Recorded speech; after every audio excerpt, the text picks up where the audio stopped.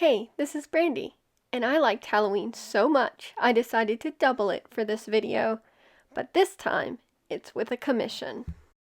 These are shots from one of our previous Halloweens with the theme Dinner with Vlad the Impaler. That year was a commission with a flag with Vlad's house sigil. But this year is the biggest commission yet, and I only have 2 weeks to do it. This is basically what we envisioned. A control box for Frankenstein's laboratory. So first, we need to make a box. I discovered the power of delegating, and I asked Josh to create me a box to start with. So this is him and his dad creating the box for me. I wanted to attach a lot of components to this box, and I wasn't sure if they would stay in place if I made it out of cardboard. And the box is being constructed out of plywood.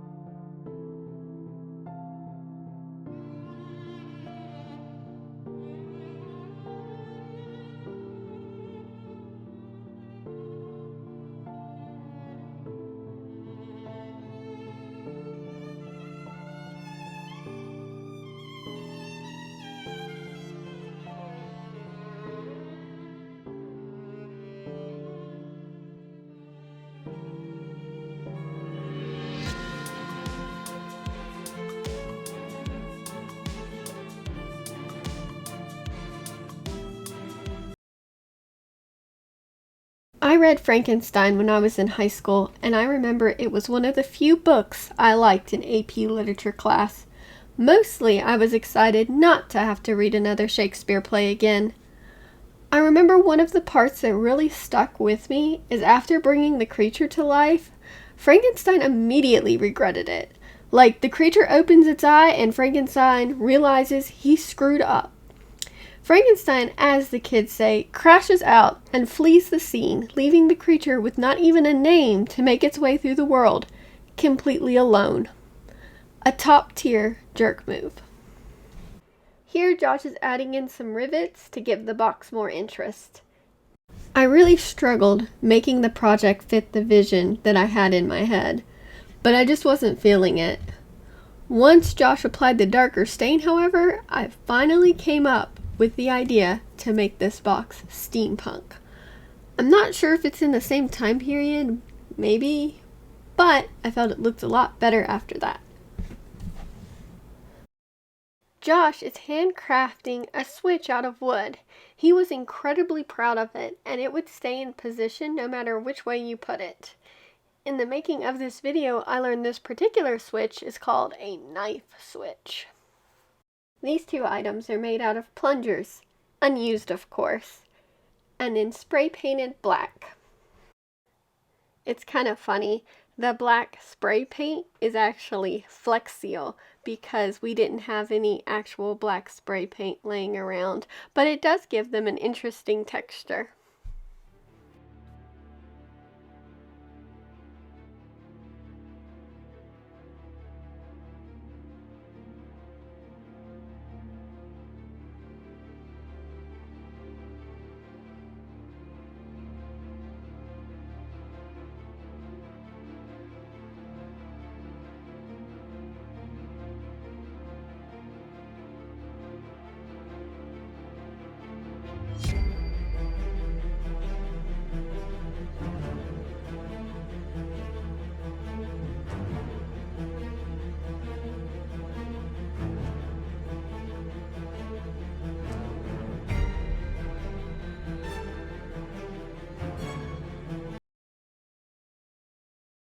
We thought it would be really cool to have a light on the box, so Josh is putting together a bottle lamp kit, and we purchased the bulb from Lowe's. It was vintage style.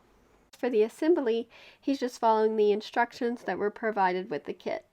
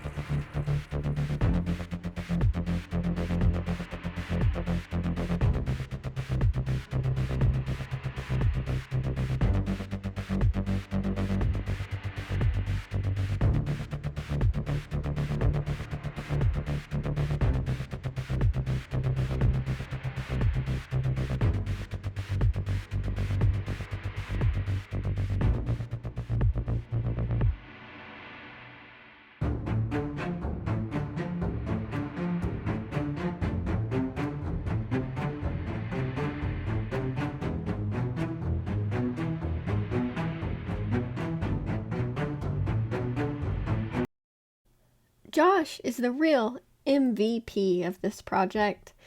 If not for him, I wouldn't have gotten half of this done. Don't let it go to your head. And there was light. Hooray!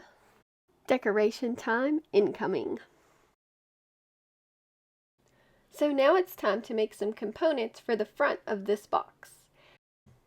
Here I'm just taking a styrofoam disc and I'm using Mod Podge to cover the entire thing.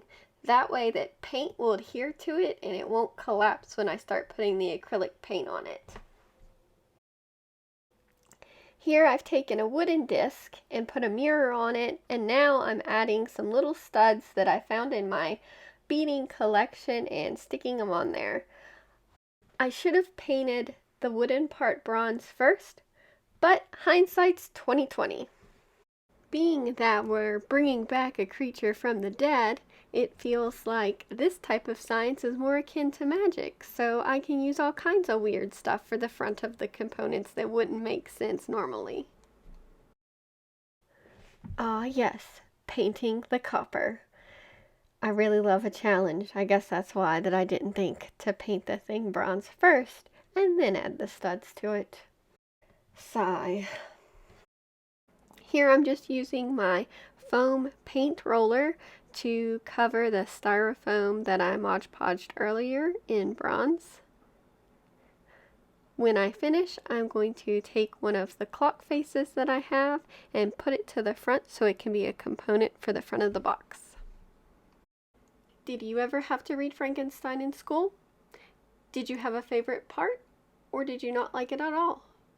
Post your thoughts in the comments. So I felt my box was still missing something, so I decided to take foam sheets and cut them into strips to make them look like metal straps that were holding the box together. Each strip is about the same thickness as the ruler itself, which I think is about like an inch. Why plan when instead you can embrace chaos? I needed a cheap way to make a ton of rivet-looking parts, so after much deliberation, I decided on googly eyes. They work great, and they make the box second as a maraca. I'm just dabbing a little bit of Mod Podge on the back of each googly eye, and then I'm just sticking it directly onto the foam. I put them about I think about 2 inches apart. I just sort of eyeballed it to whatever looked good to me. Not super scientific or anything here. I really love this book in AP Literature as much as I'm picking on it in this video. It was possibly the first sci-fi book ever written. Plus, Mary Shelley feels like the OG goth girl. Check out her biography sometime. I'm just taking some bronze paint and adding it onto my sponge and dabbing the bronze paint on in sections. I think I do this about 3 times, basically until you can no longer tell that it's googly eyes. I think I made about 10 of these strips, but I ended up only using 4. More is better than less, of course, so I'd rather have more than, of course, less.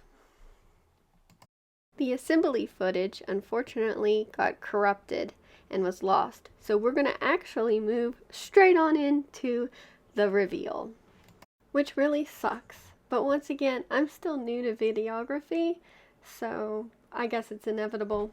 Now, the moment of truth. Will Amanda like it? Did you enjoy this chapter of A Bit Crafty? Then be sure to subscribe so you never miss the next video. Oh, wow.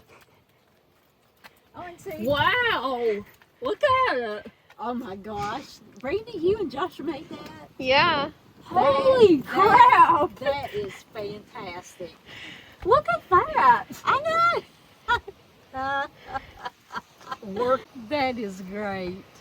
That looks like something from back in that day.